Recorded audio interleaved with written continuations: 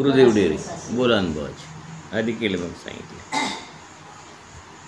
दूध व्यवसायामध्ये जी जनावरं असतात, गायी असतात, म्हशी असतात, बैल असतात, जनावरं ज्याला शेपटी आहे अशी जनावरं, पाळीव प्राणी हे खाली बसतात.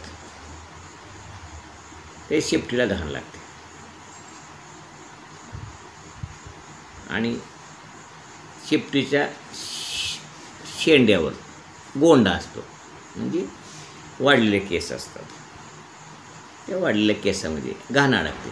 घाण म्हणजे काय तर शेणमूत्री, आणि तिथे इन्फेक्शन होतं आणि तिथं कडक्या किंवा आम्ही आमच्या भागामध्ये बिरुड म्हणतात. तिथं ती त्वचा शेवटचा पॉईंट असतो तो असा कडक होतो आणि तो कडक होऊन नाचतो, तिथे इन्फेक्शन होतं आणि तो आजार होतो. याच्यामध्ये prevention is better than cure.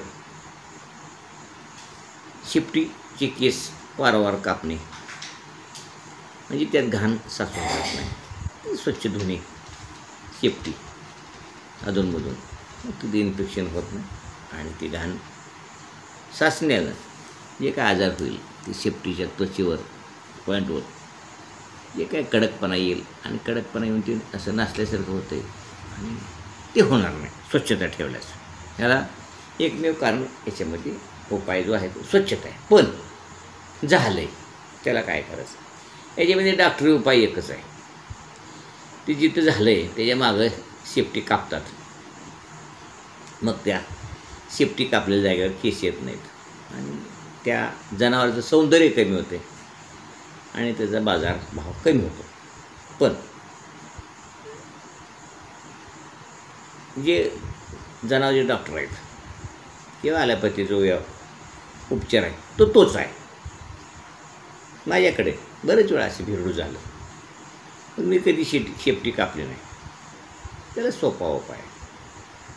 शेपटी हातात घ्यायची, पॉईंटवरचे संपूर्ण केस कापायचे कात्रीने, संपूर्ण खरडून केस कापायचे. जसं आपण दाढी करतो किंवा आपले केस कापतो आणि कशी स्वच्छता ठेवतो तशी स्वच्छ करायचं. ते पाण्यानं धुवायचं, डेटॉलने धुवायचं आणि डेटॉल धुतल्यानंतर पोटॅशियम परमॅनंट आणि सायट्रिक ॲसिड दोन्हीचं एक मिक्स द्रावण करायचं, 1 ग्लासभर. त्याच्यामध्ये सकाळ संध्याकाळ ते शेपटी 2-4 इंच शेपटी त्या पाण्यामध्ये त्या द्रावणामध्ये बुडवायची.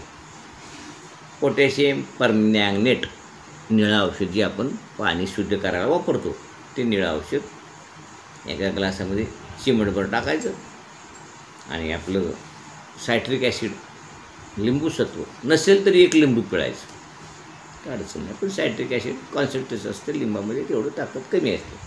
तर हे त्याच्यामध्ये मिक्स करायचं आणि ती शेपटी धरायची आणि त्यात बुडवायची. असं 5 दिवस बुडवल्यास कडक्या किंवा तुम्ही जे म्हणता आमच्याकडे म्हणता त्याला बिरूड ते बंद होतं.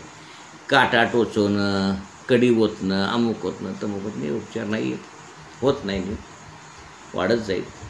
काटा टोचण्यामुळे काही लोकांचं असं म्हणणं असते त्याच्यामध्ये आळे असते आणि ते काटा टोचले की ती मरते. नाही, काही होत नाही, त्याच्यावर काही परिणाम नाही. रासायनिक परिणाम मी सांगितलेली आयुर्वेदिक औषध आहे, मी सिद्ध केलेलं आहे, मी वापरलेलं आहे. अनेक जनावरांची शेपटी नीट केलेली आहे. माझ्याकडे आज 45 वर्षे हा व्यवसाय असल्यामुळे माझ्याकडे अनेक वेळा ह्या प्रॉब्लेम झालेला आहे. सरळ सोपं मी ते केस कापतो, स्वच्छ करतो आणि पोटॅशियम आणि सायट्रिक ॲसिडच्या द्रावणामध्ये बुडवतो आणि ते दुरुस्त होतं.